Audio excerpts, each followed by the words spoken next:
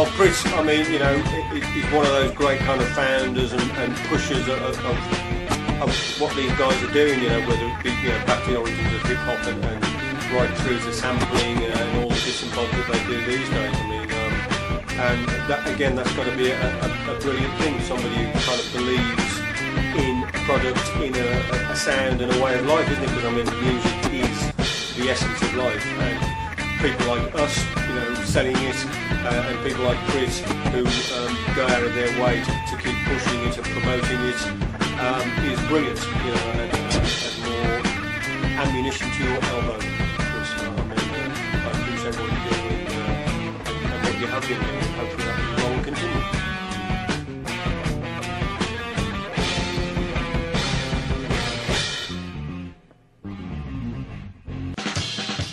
I mean, in all walks of life, in every aspect of art, whether it's music, painting, everybody plagiarises it, everybody is looking for inspiration, as these lads do when they sample. I mean, okay, they're taking somebody else's record, but that can only be a good thing. I mean, because they're sampling that, they're still pushing that kind of music, and out of that music, they're creating music themselves, so that's got to be a good thing.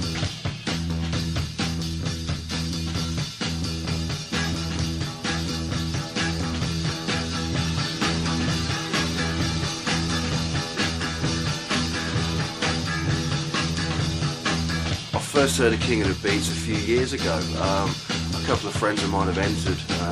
A guy that I know, who I've met recently, won it last year as well, actually, and that was a Brummie guy. So I'm hoping to keep it in Birmingham and bring the title back again this year. But yeah, I've heard of it. It's quite a legendary thing these days in hip-hop circles. So having moved in those circles for several years, yeah, it's common knowledge King of the Beats is one of the best dog game.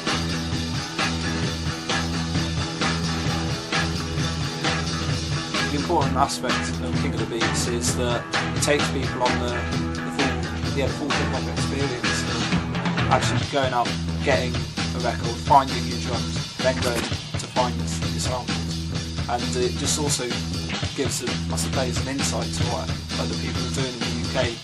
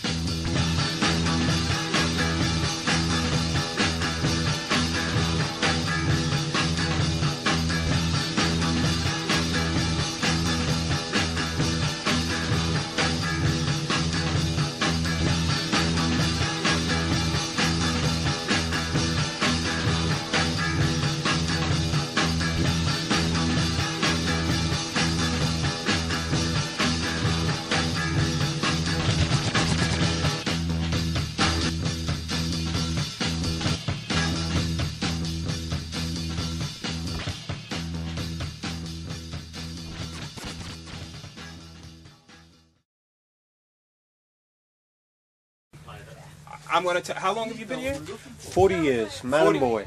40 years, that's 40 years of music knowledge. He's seen everything, every movement. He probably knows more about every genre of music than you know about everything that you've learned in school up to this point, okay?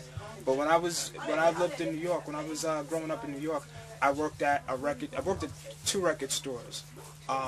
One was Disco Mat Records, and the other one was Record Explosion. There were always guys who had been working in record stores all their lives, and they were like just wells of knowledge.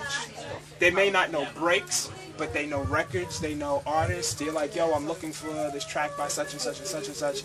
If they didn't know it, they knew somebody who knew it. So every time when this man says, oh yeah, you know, there was this group called such and such, take that shit in. And then find it and listen to it.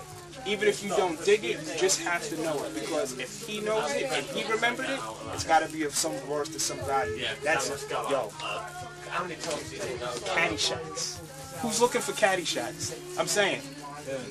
But if I join King of the Beats, okay, I'm gonna flip this, and you're gonna love it.